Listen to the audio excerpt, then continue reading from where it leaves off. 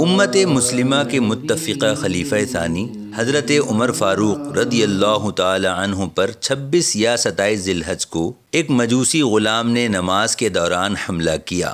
اس حملے کی شدت کی تاب نہ لا کر حضرت عمر فاروق رضی اللہ تعالی عنہ نے یکم محرم الحرام 24 ہجری کو جام شہادت نوش فرمایا۔ شہادت کے وقت آپ کی عمر مبارک 60 سال تھی۔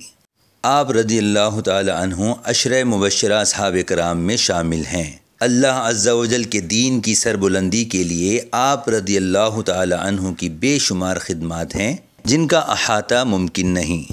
حضرت عمر فاروق رضی اللہ تعالی عنہ کی قبر اطہر روضہ رسول اللہ صلی اللہ علیہ وآلہ وسلم میں ہے۔ صلی علی